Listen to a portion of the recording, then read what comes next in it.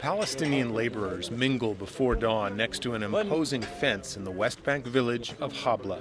They're queuing up to enter a no man's land, to work in Israel and inside the West Bank.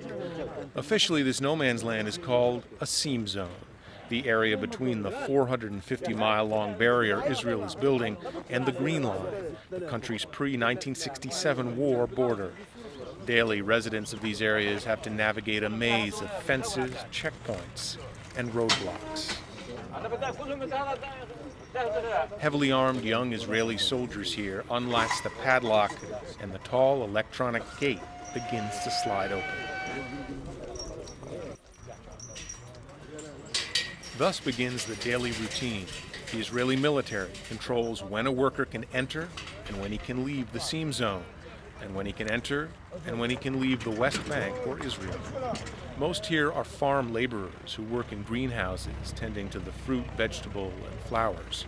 Their commute is filled with ID checks, hand searches, bag and body searches, and waiting. Always more waiting.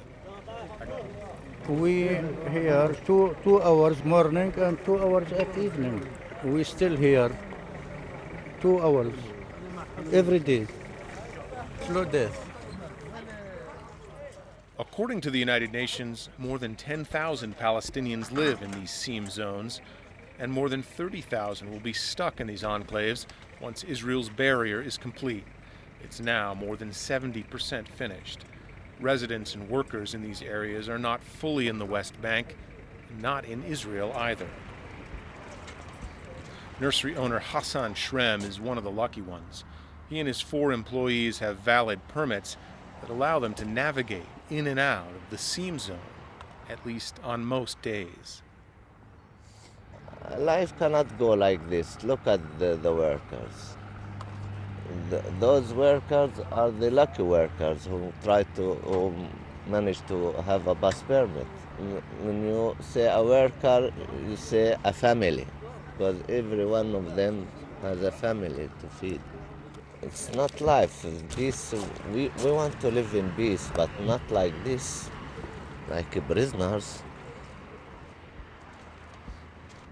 Palestinians call the barrier project a West Bank land grab, whose construction has only benefited Jewish settlements and resulted in the confiscation of more than 7% of the West Bank land, a wall that has divided communities and families and stifled economic growth across the territory Israel captured in the 1967 Six-Day War. The Israeli government says the barrier is vital to the Jewish state's security. Polls show a majority of Israelis support the project. The barrier is a mix of fencing, barbed wire, and trenches. Between 5 and 8% of the barrier is made up of giant slabs of concrete 24 feet high. Israelis say the barrier has saved hundreds of lives and was necessary to stop wave after wave of Palestinian suicide bombings during the Second Intifada, or uprising. I believe that the wall is a temporary situation which will fall down like other walls in the world fell down when there'll be peace. The thing is, when will the peace come? Dr. Zvi Sachs is a Netanya emergency medical physician and city councilman in this northern Israeli beachside city of 177,000. Netanya, just 10 miles from the West Bank, was racked by suicide bombings during the Intifada, including the devastating Park Hotel bombing. Dr. Sachs sees the barrier as Netanya's protector. That's the situation we were forced to do. That was the only thing that stopped the bombing here. Mothers don't fear anymore. Fathers don't go looking around for the kids at night. You have quiet life. And if you want to live and you want to grow up your children here, in the times where there was bombing around here, when the kid wouldn't come home at 1 o'clock, 2 o'clock at night, you were feared. You were feared that chas v'chalila, God forbid, there'll be a bomb somewhere and you won't find it. And you fear, you live in fear. It's real fear.